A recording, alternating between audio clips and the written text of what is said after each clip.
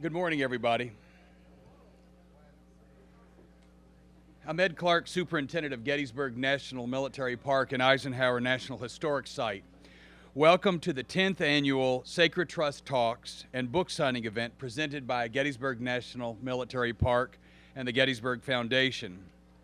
Gettysburg campaign, along with its commanders, their decisions, and the spectacle of this battle are some of the most intensely studied and scrutinized topics in American, if not the world, history. But the Battle of Gettysburg resonates far beyond the fields on which the fighting raged. Our next speaker is Dr. Edward Ayers. He joins us today to discuss the topics of the aftermath of Gettysburg.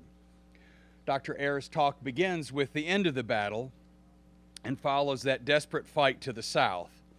But by evoking the retreat and its consequences, we can glimpse the larger consequences of the monumental struggle in the fields of southern Pennsylvania. I'd like to tell you a little bit about our speaker today. I've known Dr. Ayers for several years now, and I think I first professionally had the opportunity to interact with Ed back in 2011 when I was the superintendent of Manassas National Battlefield Park, and I invited Dr. Ayers to come be our keynote speaker there. I would say that we're probably a full 40 degrees cooler today than we were if any of you were with us in July of 2011. It's come, at least in the Civil War circles of the National Park Service, we've coined the phrase Manassas hot, and we've also replaced the phrase hot as Hades with as hot as Manassas. So he has been the president of the University of Richmond since 2007. He's a noted historian and author of 10 books on the American South. He was awarded the National Medal for Humanities by President Obama in 2013. He won the Bancroft Prize for Distinguished Writing in American History and the Albert Beveridge Award for the best book in English on the history of the Americas since 1492. He was named a finalist for both the National Book Award and the Pulitzer Prize. His digital archive project, The Valley of the Shadow, the two communities in the American Civil War, has been used in thousands of classrooms around the world. And really, it's also one of my favorite books, I think, came from that in the presence of mine enemies. I really enjoy that book. Dr. Ayers is an accomplished teacher. He was awarded the National Professor of the Year from the Carnegie Foundation for the Advancement of Teaching, and he annually teaches an undergraduate seminar for first-year students. Please welcome Dr. Ed Ayers. Good morning, everybody. Yeah, I was remembering Manassas and pointing out my dear wife, Abby, who was there with me. The speakers were in a tent like this, and there were big fans like this, and it wasn't that bad, but the audience was completely unshaded. I bet it was 105 degrees. And the fact that Abby would come with me today testifies to the kind of credibility you can build over 40 years of marriage. So thank you, honey, for being here. And for the last 2 days, we've been reacquainting ourselves with the wonderful things going on at the Gettysburg National Battlefield Park. And I must admit that I'm discouraged. I'm not sure how a historian is supposed to say something new when the interpretations and museums and tours keep getting better and better. I blame Ed Clark for that. And you have to wonder, what could there possibly be new to say? We just saw the incredible exhibits in there again and looked over them. And I've been worried about that for a long time. When I tell people I'm working on the American Civil War, really the usual thing, really? Is there something else that we don't know about that? Every moment of it's been documented. And it's, I decided that ironically, we might be able to see more about the war if we didn't try to see everything at one time. And so Ed mentioned the Valley of the Shadow. It's a website that has every piece of information about every person who lived in two communities, both in the Great Valley, one in Virginia, one in Pennsylvania, from John Brown's raid all the way through the end of the war, end of slavery, into the post-war era, and probably up to the present day. And so we built this big website. It was kind of a crazy thing to do, but it's there. And then I wrote this book, In the Presence of My Enemies, out of it, that goes from John Brown's raid to June 1863. And that came out in 2003, and it got these awards, and I was feeling pretty good about it. But then I became Dean of Arts and Sciences at the University of Virginia. Then I became president at the University of Richmond. And I get emails every once in a while saying, hey, I just finished your book. When's Volume 2 coming out? Because many people have noticed that the Civil War did not end in June of 1863. And even though all the evidence is already there, all the research has already been done, what am I waiting for to write it? So that time is coming right now. I decided that when I got this kind invitation to join you, that I would foolhardily come and tell you chapter 1 of volume 2, which is about what happens in Gettysburg, because when volume 1 ends, it looks for all the world like the Confederates are going to win the American Civil War. They are coming out of the great victories outside of Fredericksburg. They can do whatever they want to do. They decide that they're going to come into Pennsylvania, and there's nobody here to stop them. And so I do that to kind of throw people off balance, but now I have to write volume 2 and show how it all turns out. So when I came here yesterday, and I was looking around, okay, is there anything that's not documented here? And I decided the best thing to do is to talk about something that would really kind of fall out of the scope of the mission of this place and talk about it a little bit. So here's the idea of what I'm going to try to do, how I'm going to try to interpret Gettysburg a little differently. If you're trying to tell the whole story of the Civil War from start to finish, from the viewpoint of people who the same cast of characters from start to finish, what would Gettysburg look like? The scale of the armies descending on Pennsylvania. I should say that the northern community is Chambersburg, Franklin County, right next door to us, which I chose cynically, knowing that they were going to be swept up in every major battle in the East. I knew they were going to be burned to the ground, and I chose Stanton, Virginia, knowing it too was going to be swept up in all this. And even though I don't talk about it in this talk, the fact is that Lee was anchored to Stanton by the Valley Turnpike all the way through this campaign.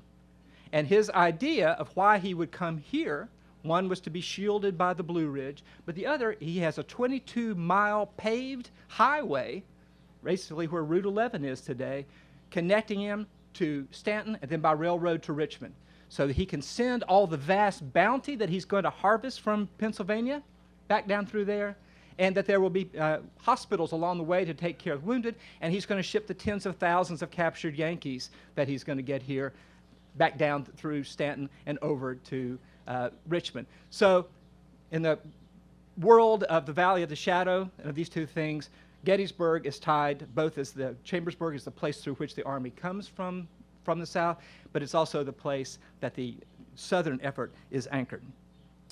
So the scale of the armies descending on Pennsylvania, their unimaginable breadth and depth, the limitless hunger they brought with them, their capacity, their necessity of devastating all they came near, were like nothing else terrestrial. The Confederate and the Union forces, each was its own solar system, swirling around its central command. They were drawn toward each other as if by gravity, devastation assured for both when they inevitably met. From those two moving gravitational corps spun divisions and brigades and corps and regiments and companies, far-flung cavalry and scouts, each held tentatively to the distant center of its army. So one of the things that I started thinking about the Civil War, I'm not a Civil War historian before I came to this, I'd written about other things in history, slowly realizing that the Civil War was not red and blue lines and boxes, and trying to imagine the actual scale that we're talking about. And sitting in Chambersburg with these folks and watching the Confederate Army march through without break for days gave just a glimpse of how big this was. And I think we still have a hard time imagining just how big all of this was. And that metaphor of the solar systems was the closest I could come to describing it. And if you were a white farmer or a black farmer that came anywhere within reach of either of these armies, you watched the work of lifetime evaporate instantly, in minutes, hours, because they're hungry and they have to feed themselves. So as we picture the battle, It's tempting when we come here to see it almost like a stage set. We know where the different parts of the battle are, and we know what happened when. But what I'm trying to do is to imagine that you're in this, and in fact, as was the case for everybody, have no idea of how this is going to turn out, which of these ridges or hills is really going to be important, which road really matters. And I think that the problem for most of Civil War studies is that we need to forget that we know what happened. We tend to think of it as a series of battles. There's this one, then that one, then we know when this comes. But in fact, that was nothing what it felt like, no matter who you were. If you were Robert E. Lee or Abraham Lincoln, you had no idea what this was going to. So you've got to forget about this and imagine this could have been the end of the Civil War. Of course, it could also have ended at Manassas. It could also have ended in the Peninsula Campaign. And so people don't know this is the middle point of the Civil War. They don't know this is the high point. They don't know this is the turning point. They don't know any of those things. And we ironically have to be more humble to understand the Civil War, not standing over it godlike with our knowledge of how it all, and what mistakes people are making. Instead, to imagine it with empathy for everybody. Now, the Confederate command knew that no matter what happened here, if they could get the 10,000 wagons that they had filled in Pennsylvania since they had been here back to Virginia, that all would not have been lost. This is the reason they came here.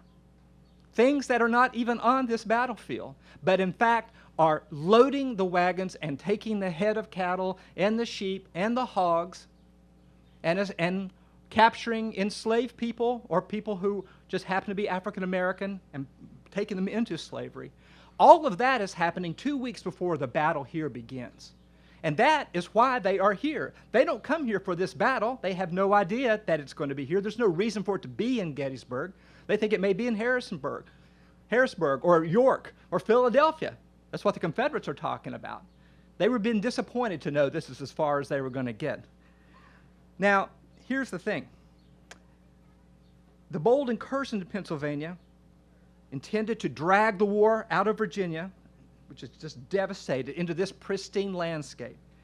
If John M. Bowdoin and his men could lead the miles of wagons, the tens of thousands of cattle and sheep and hogs back into the Valley of Virginia, that part of the invasion could be salvaged. The Army of Northern Virginia, whatever its losses, could fight again, could prolong the war to accomplish the thing that Lee had intended to do. As he wrote his wife, I am trying to show the North that Abraham Lincoln cannot protect them.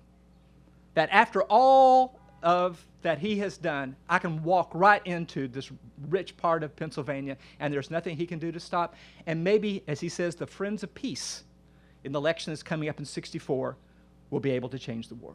Okay? So Lee is coming here for things that are not militarily first and foremost. He's coming here to supply his army and Virginia, to get the war out of Virginia, and to disrupt the politics of Pennsylvania as well.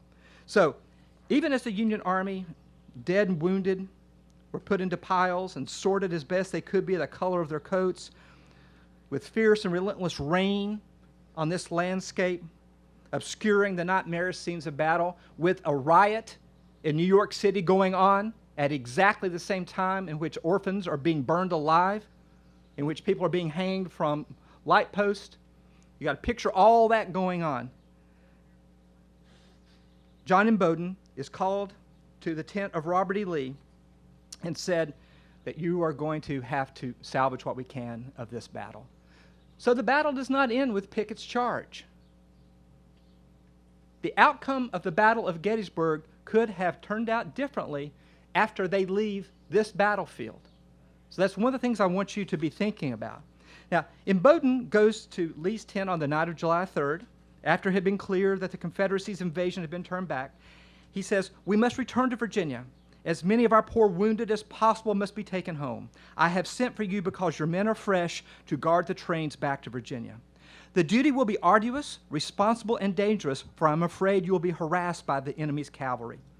I can spare you as much artillery as you require, but no other troops, as I shall need all I have to return to the Potomac by a different route from yours. All the transportation and all the care of the wounded will be entrusted to you. You will recross the mountain by the Chambersburg Road and then to proceed by Williamsport by any route you deem best without halting. There, rest and feed your animals, then ford the river and make no halt till you reach Winchester, where I will communicate again with you. Now, Imboden listens to this and he recognizes that every single phrase of that is filled with danger. This means he's in charge of all the wounded, all of the bounty that they've taken from Pennsylvania, that he will have no other troops guarding him, that Lee is going to be sort of on his own taking another route, and he is in this hellacious rainstorm. So Imboden listens to all of this and recognizes he has to somehow get across the Potomac twice, and to also not be captured at the same time, to keep everything that the Confederacy has won. So you have to picture, at the same time the Confederate forces are moving here, they've got all these wagons and livestock groaning in the back that they know they have to salvage in some way. If Imboden could not drive the trains fast enough, then all they had fought for in the invasion and maybe in the war would be lost. So every single part of this was filled with danger. And what this meant was that John Imboden, and you can see a brief image of him in the aftermath part of the exhibit in there, was very confident. He had been a failed candidate for the Virginia Secession Convention. He was for secession, but his county, Augusta County, Stanton, sent guys who were entirely in favor of staying in the Union. Then he felt vindicated, and he was basically a county court clerk, and now he finds himself a brigadier general. This is 3 years later, head of partisan rangers, one of the most feared men in the North, as he's going throughout all this area and taking things that the Confederate needs. Now, the future of the Army of Northern Virginia rests with this 40-year-old guy. And as Lee finished his orders to Imboden, he gave him one final command. Here's a sealed package for President Jefferson Davis. Should you be captured, destroy it. Now, Imboden had no choice but to accept this daunting charge, but he was full of confidence himself and his men. So they decided they would take the shortest route through the mountains, following the accurately named Pine Stump Road. That's a bad sign if you're getting ready to try to take thousands of wagons. Unlike the turnpike between Gettysburg and Chambersburg, the Pine Stump route was not macadamized, paved. The oldest road in Franklin, considered among the worst, the Pine Stump Road, alternately filled with rocks and swampy lowlands, ascended and descended sharply through the mountains. Nevertheless, the terrible road promised the shortest route to the turnpike that led to the Potomac. So they had no idea when Meade might be able to rouse himself to drive troops down there to intercept them, but everything else had to be sacrificed to make it across the river before the Union could pin them against it. So on the 4th of July, he gathered the wagon trains and the artillery around him, and he said the very windows of heaven seemed to open. Rain fell so hard it looked as if quote, the whole face of the earth was covered with water. The meadows became small lakes. Raging streams ran across the road in every depression of the ground. Wagons, ambulances, and artillery carriages filled the roads and fields in all directions. The 17-mile-long wagon train, okay? If you drove over here from Chambersburg off I-81, imagine that covering almost that entire route, began to creak west through the mountains. Quote, the storm increased in fury every moment. Canvas was no protection against it, and the poor wounded, lying upon the hard, naked boards of the wagon bodies, were drenched by the cold rain. Horses and mules were blinded and maddened by the storm and became almost unmanageable. The roar of the winds and waters made it almost impossible to communicate orders. Okay. So Imboden is riding up and down as much as he can this line, barely able to see in the rain and the dark, but what he could see and hear was unbearable and unforgettable, and you can hear quotes from him in the museum. In the wagon, he wrote, were men wounded and mutilated in every conceivable way. Some had their legs shattered by a shell or a mini ball. Some were shot through their bodies. Others had arms torn to shreds. Some had received a ball in the face, or a jagged piece of shell had lacerated their heads. In the frantic and disorganized wake of the battle at Gettysburg, quote, scarcely 1 in 100 had received adequate surgical aid. Many had been without food for 36 hours. The ragged, bloody, and dirty clothes, all clotted and hard with blood, were rasping the tender, inflamed lips of their gaping wounds. Very few of the wagons had any straw in them. None of them had suspension. They're not ambulances. These are just wagons that had been designed, intended to be filled with the wheat and the other bounty of Pennsylvania. And as he rode by, he heard men begging to be killed, begging to be set outside the wagons, begging just to be left behind. "I'm dying," one said. "My poor wife, my dear children, what will become of you?" Some were praying, some were uttering the most fearful oaths, and sometimes he would not hear any words at all, only the low, deep moans. There was no one to help the wounded and dying men except for the drivers of the wagons and some guards posted every half mile along the way. They were completely on their own in these wagons. On and on, though, he said, we must move on. With the storm and darkness unabated throughout the night, there was no time to even fill a canteen with water for a dying man. As long and terrible as the night, said, Imboden gratefully note, quote, "Yet it was in our safety, for no enemy could dare attack us when he could not distinguish friend from foe. We knew that when day broke upon us, we would be harassed by bands of cavalry hanging on our flanks. Therefore, our aim was to go as far as possible under cover of the night, and so we kept on. By daybreak on July 5th, they were spread out through Franklin County, struggling toward the border." Now you can imagine, you're living in Franklin County, and you've watched the Confederates come through repeatedly. I mean, throughout the war, they've just been able to come right into Chambersburg and Franklin County. But now, you've heard all the cannonading for all those hours here in Gettysburg, and now they're coming back through. And one man goes out on his front porch, which turns out to be a mistake, and the soldiers come and say, "Please, take us in. Please, give us some water. We have no water." So you have the irony of they're in this terrible storm that's blinding the horses, but they have nothing to drink. And one man in Greencastle talks about he has a pump in his front yard, and the wounded pour out of that and take turns with whatever limb they can, pouring water on their comrades, on their wounds. The pumps were going all day, all night, he said. Other Greencastle residents came out and actually attacked the wagon trains, trying to slow them enough that the Union Army could capture them.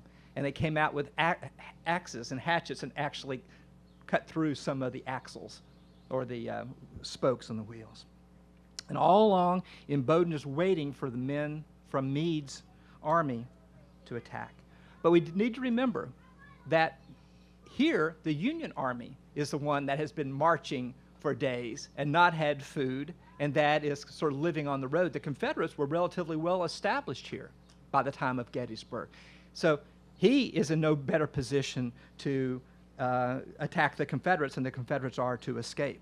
So Meade recognized that he needed to stop and destroy Lee's army, but he was surrounded by harrowing problems of his own. You may know that he was actually hauled before Congress later to explain why he didn't end the Civil War right then when he had a chance to.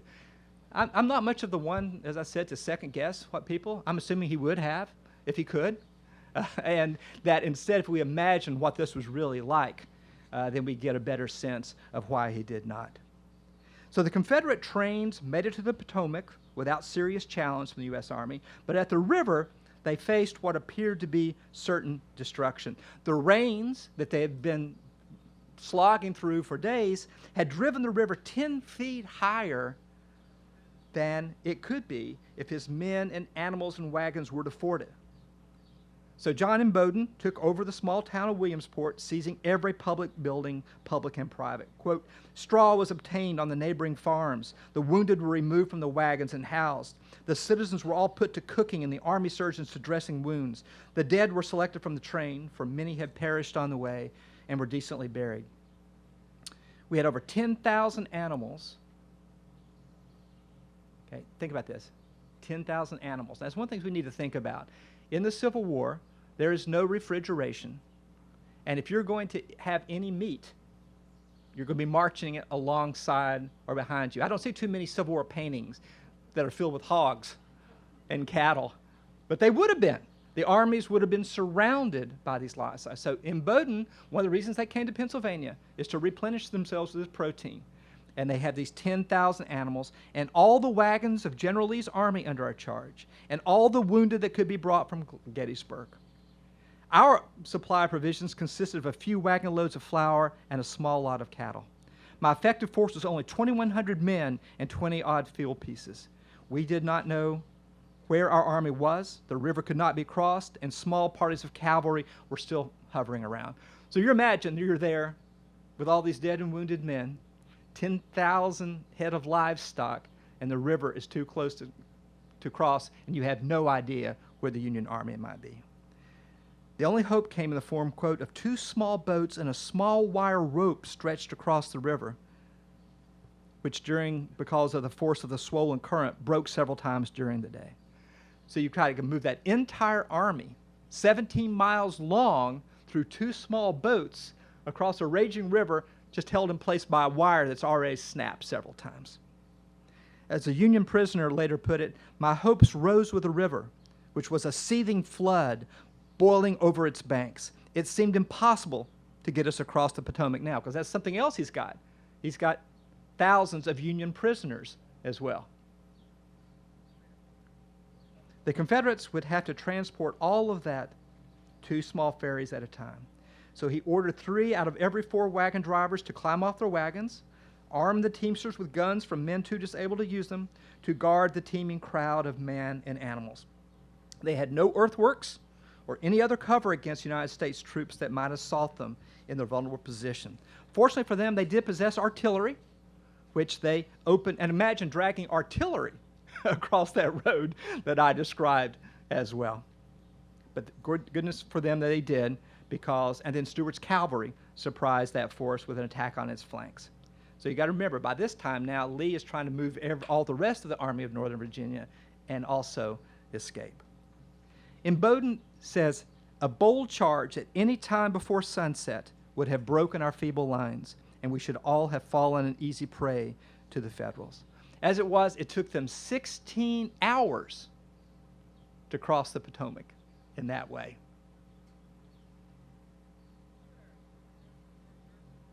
Livestock forced to swim across the Potomac often drowned, with thousands of sheep and 700 cattle swept downstreams to Harper Ferry, where they gathered in mountains of rotting flesh. The rest of Lee's army, which had been positioned at the western base of the South Mountain Range, keeping Meade in place while Bowdoin is escaping. Okay, it's another thing you need to picture. We're picturing just what happens right here. Why is Lee doing what he's doing this? Because this is happening off stage. Okay? In many ways, this is the central drama, but you can't see it from here. And it's getting a little bit farther away from the main scene of this battle every day. The rain did not stop. Meade, realizing that Lee had decided to retreat rather than to renew the fight at Gettysburg, dispatched troops to try to cut off the Confederates of the Potomac, taking a route to the east of the mountains. But Meade's men, too, were undersupplied and exhausted, and they arrived at Williamsport only to see the last boats cross the Potomac. Lee then made it to falling waters before the pursuing United States troops, only to discover something he had not known. And a National Park historian once said to me on a tour, he said, one set of walkie-talkies would have changed the entire Civil War over and over again. If they'd had any idea what was happening, they could have changed all this. But of course, they can't see over mountains. They can't see beyond their own light where the signals might take them. But there was no way they could know that. So Lee did not know that the pontoon bridge that he was counting on to be there had never been built. Okay? So Lee is now taking the bulk of his army and getting ready, and Bowdoin's got the wounded and the wagon trains and the livestock and the prisoners. But now Lee gets to the Potomac, and he finds that there is no pontoon bridge. So he builds an impressive 9-mile defense line around Hagerstown, while his engineers construct a new pontoon bridge, which they do in 68 hours. 800-foot bridge supported by 26 pontoons. Okay? So you got to picture this too. This is all happening days, hours after the horrific events that you all see described around us here. Okay? That is all a part of this battle. Despite attacks by U.S. troops, Lee and his men made it across the Potomac without serious losses. Imboden said, only extraordinary good fortune had thus saved all of General Lee's trains. And, Imboden thought, the fall of Richmond in the fall of 1863. Quote, on such small circumstances do the affairs of nations sometimes turn. So that's the important thing for us to realize, okay? In the same way that I was emphasizing before that we can't know how things turned out, we cannot know. Am I being amplified? It doesn't sound, I am. I'm good, okay. That not only did they not know how things could have turned out, but things could have turned out very differently in many different ways. And that's sometimes hard to forget when you come to study how things did turn out. So we had the first event in the nation at Richmond back in 2009 on America on the eve of the Civil War, and which is not really what I wanted to call it. I really wanted to call it America on what would become the eve of the Civil War, because if they known it was the eve of the Civil War, they wouldn't have had the Civil War, but that's another issue. And invited 16 of my good historian friends to come there, and I said, there's only one thing I need you to do. Nobody can know anything that happens after December 31st, 1859. If anybody mentions President Lincoln, you get bonked on the head, right? So we had a session on what's the future of slavery in the South, and everybody agreed it had never looked stronger. Everybody agreed that slavery had never been more prosperous, that enslaved people had never been worth more, that slaves had never been put to a broader range of work, that the prospect of expanding to Cuba or to Central America looked very promising. Everybody agreed that, and if anybody had any idea that the Civil War is around the corner, they couldn't say that because people at the time didn't know it. I tell my students, I don't want to hear them use the word antebellum before the war, because it's always antebellum. We're antebellum right now. We just don't know when the war is coming. We don't know who it's going to be with or when. And they didn't know this in the so-called antebellum era either. Okay? And that same uncertainty, that same possibility, what I call deep contingency, not just a few things turning out different, but in people's entire sense of loyalty changing, turned on the events that happened here and in the woods and mountains not far from here that were an extension of the Battle of Gettysburg. Now, for generations, people have argued about whether Gettysburg was a turning point in the American Civil War. In part because it was the only major battle fought on northern soil, in part because the Confederates had been so strong before, in part because it was the largest battle, in part because it turned out to be near the midpoint chronologically in the war, and in part because it was followed by the Gettysburg Address. Americans have long seen the battle at Gettysburg as the beginning of the end of the war. Now, I will say, being from Richmond, where we had a whole bunch of war after this, maybe I'm a little sensitive to the fact that, hey, some other stuff happened after this. Well, here's what we need to remember. And none of this diminishes what happened here in any way. There was many months of war after this battle as before. As many lives lost after as before. Robert E. Lee's Army of Northern Virginia was badly wounded at Gettysburg, but it did not die of those wounds. George Meade's Army of the Potomac did triumph here, but it had many battles before it. Lee accomplished much that he hoped to accomplish, mainly the resupplying of his army and shifting the ground of the battle. But he paid an enormous price of death and suffering of his men. Meade accomplished the main task before him, driving Lee out of Pennsylvania, but also lost many men and did not trap the rebel army outside of its home base. Thus, the best possibilities of the South, an independent nation created before slavery had been disrupted throughout its heartland, likely did pass with this defeat. But many other possibilities remain. Now, some have commented that it was a turning point because Lee's aura of invincibility had been shattered. And that's true. Lee made mistakes here, as he admitted. Others have commented that the United States Army gained a new kind of confidence here. And that is true. This was the best battle against Lee that they had waged at that time. But Lee's men and nation retained their faith in him, and there's no indication that they waned even after the war's end. So it's not like, oh, he's not perfect now, we give up. They did not. The Army of the Potomac only a year later would worry that their lives were being spent too cheaply in the fields outside of Richmond. And you don't see George Meade playing a major role after this as well. People at the time, Union and Confederate, saw turning points day after day. This loss or that victory, they thought, might be the beginning of the end they feared or of the end they wanted. There's no difficulty in finding such sentiments. But the fact is that the war remained profoundly in doubt in August 1863 when the Army of Northern Virginia and the Army of the Potomac settled back in exactly where they had been in June of 1863.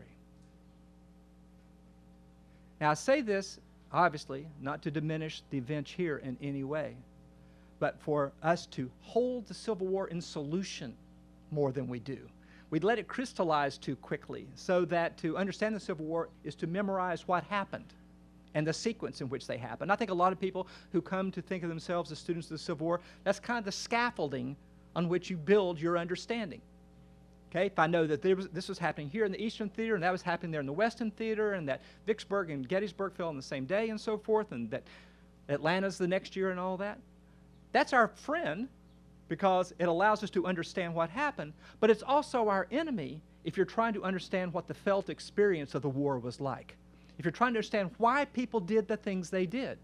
Because the big thing that's still hanging above the United States after this battle, and the reason that the other thing that happened here, the Gettysburg Address, is so important, is Lee says, as I mentioned, to his wife, to whom we can assume he always spoke the truth, that he's doing this to disrupt the politics of the North. Now, you can go into Gettysburg, and there's a sign there on one of the main streets that said when the Confederates were here, they patronized the Democrats' hotel. In Chambersburg, the Democrats would have been seen as enemies of the war effort as it was being waged, because it was inching closer and closer to being a war to end slavery, which they had never signed up for. So the thing is that Lee failed here to destroy the United States' confidence in Abraham Lincoln, but it's also a fact that in August of 1864, after the Gettysburg Address, after the great battle here, that Abraham Lincoln does not think he's going to be renominated by his own party. August of 1864, Lincoln does not think he's going to be renominated by his own party. The Confederates are not going to have an election because one of the few things they changed from the United States Constitution when they created their new country was to put a 6-year term for the presidency in. But the United States does not change that. So it's another battle that changes this. It's 2 battles, Atlanta and the Shenandoah Valley, which will be something else I'll be writing about soon after this.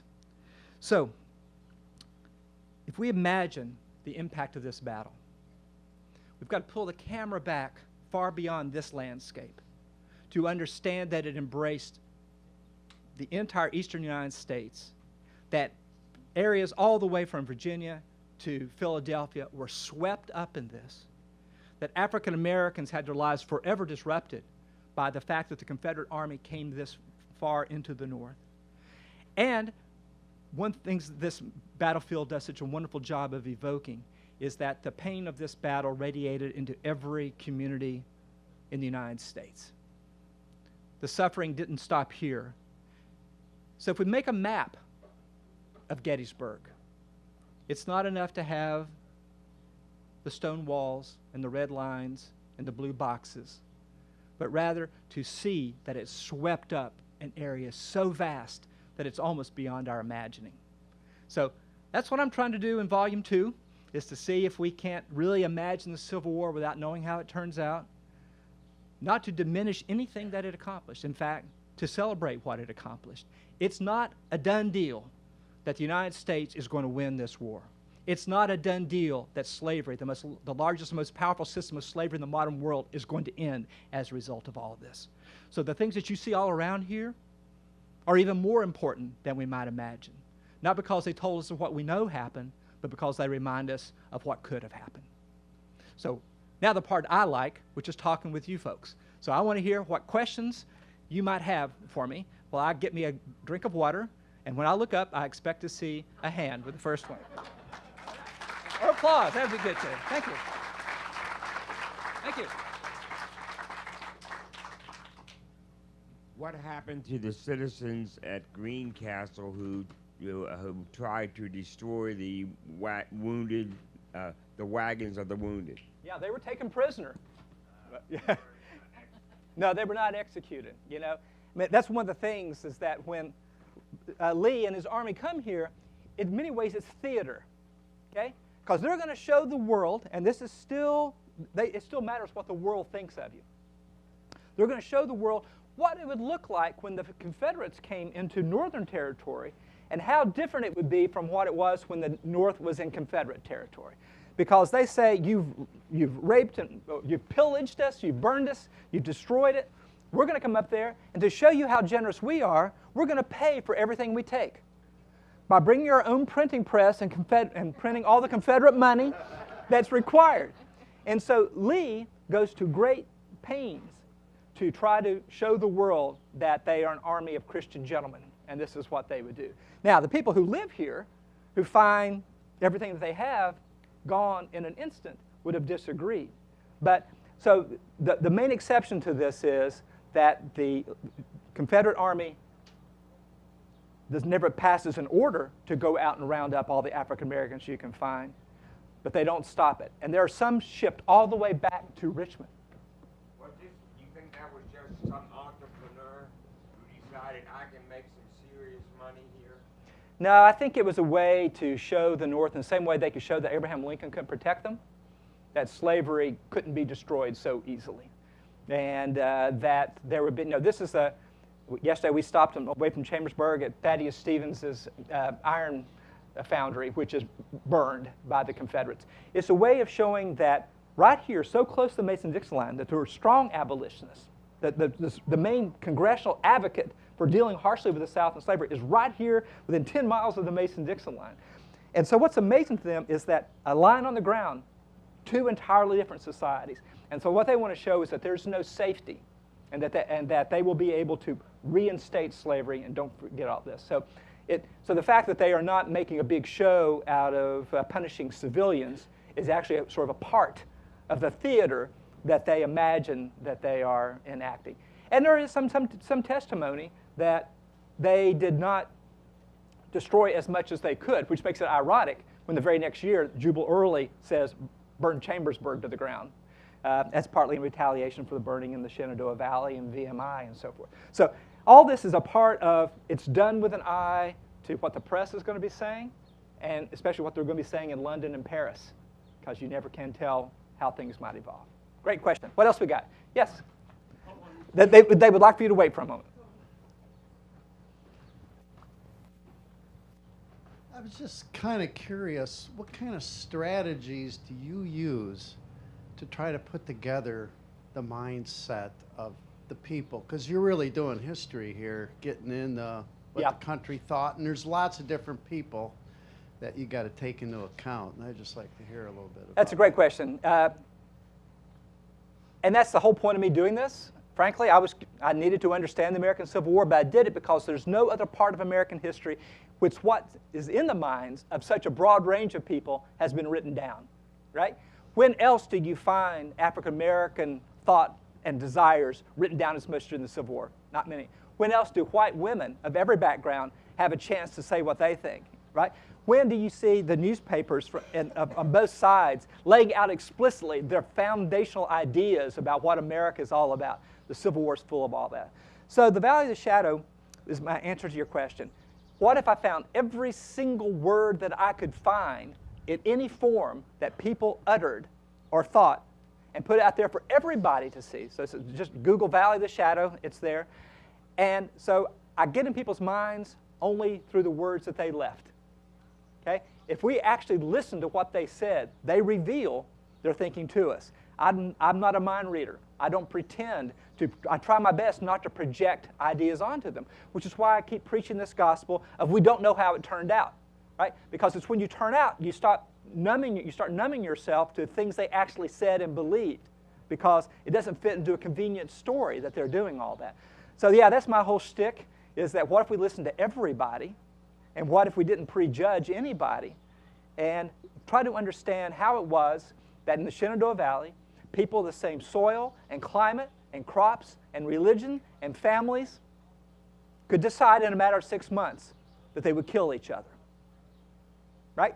And so the Shenandoah Valley complicates the easy story. It's an industrial north against agrarian south and all that stuff, which is not the case. There's no reason for an industrial nation and an agrarian nation to go to war. They need each other, right? It's because of the different meanings that slavery has. So when you turn up the magnification, you can see even the distance of 5 miles makes, being in Pennsylvania or Virginia, the difference that it makes. And the point is that I'm sympathetic to everybody who's living in this period. Okay? What would you say? How would you decide that you were going from a strong supporter of the United States for your whole life, overnight, to a strong supporter of the Confederate States of America? What would you have to do to be able to do that? So my strategy is to learn, get as much evidence as I can, and then try to find a pattern that pays attention to as much complexity as it can without falling apart in my hands. And the best way that I've been able to find to do that is to tell a story of things unfolding, because people are constantly changing their minds of what they're doing. So it is a different kind of Civil War history than most people do. I'm trying to combine military and political and African American and women's history and religious history, economic history, all at the same time. Not as separate chapters, here's this and that, but rather how all these things are fit together. So I'm emphasizing 10,000 head of livestock to remind us that economics and the politics of the election of '64, and trying to get across the Potomac with all, that's military and economic and political all at the same time. And I'm afraid we tend to separate those things out like oil and water, as if they're different things. I don't know about you, but I'm living all those things all the time. And so did they. So kind of a longer answer than you asked for, but I got adrenaline pumping. What else we got? Yes?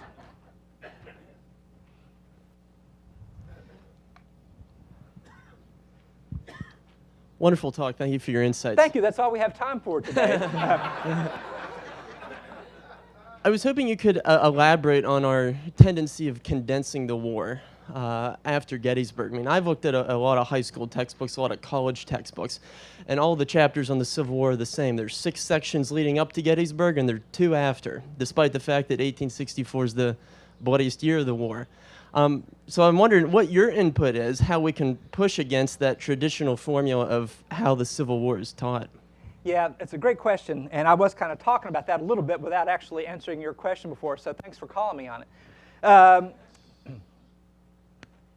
A friend at the National Battlefield Park in Richmond one time said, people talk as if everything that happened before Gettysburg was irrelevant and everything that happened after it was inevitable. Which is pretty true, right? You know, it's just kind of, okay, this is kind of getting in position slowly like a big chess game for the big move at Gettysburg. Now they've done it, now it's just a matter of it unwinding. I think it's because of this man sitting out here in the statue of Abraham Lincoln, who redeems this battle with that speech and turns it into the turning point of the war, right?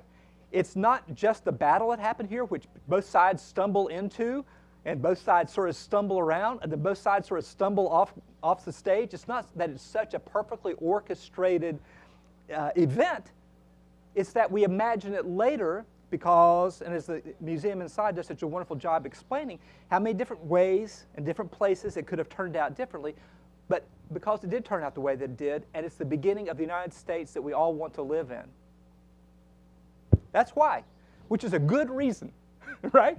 And so it's not that I think, hey, downplay Gettysburg. It's not that. It's to understand exactly how important Gettysburg was because of all the things that happened after it. So I think it's why it's also, I mean, this is the battle in the North. It is the largest. And I think that it's a natural thing. But if the Civil War had ended, let's say, early '64, we wouldn't see it as a turning point. We would see it as the end, right? The mere fact that it's called the turning point suggests that a lot is still turning afterwards. So I don't think it's also because it's Lee, right? You know, the other battles of the West, which are so important, kind of fade into insignificance compared to any battle in which Robert E. Lee is involved. So I've been trying now for a long time now to dislodge not just Gettysburg, but any convenient story. The fact that the North goes to war to end slavery. I'm sorry, they just didn't, because it was impossible to end slavery through a war. All the things that happened in the American Civil War could not have happened. Nobody would have thought it possible, including Abraham Lincoln or Frederick Douglass, for these things to happen. So I think that my message is the Civil War is so much more interesting than people who don't have the good taste to be here on the 4th of July weekend can imagine, because it's not just memorizing things that happened, it's imagining all the ways that things could have happened and how much of American history could have been differently, have turned out differently if it had turned out differently. So it's ironic. The very thing that we love about it is the memorization, the study of it, is actually an impediment to a fuller understanding and spreading the word to people who think that. I always quote my mom, who's a 5th grade teacher, and I told her I was going to go to graduate school in history, and she said, well, what for, honey? We already know what happened.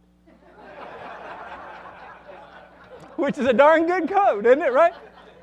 And I've been some ways the rest of my life trying to show, no, Mom, we don't, right? And so the little talk I gave today is designed to show just by pulling, I'm not telling you things that people don't know. I mean, my friends here at the park know full well all of this story. There have been great books written about it.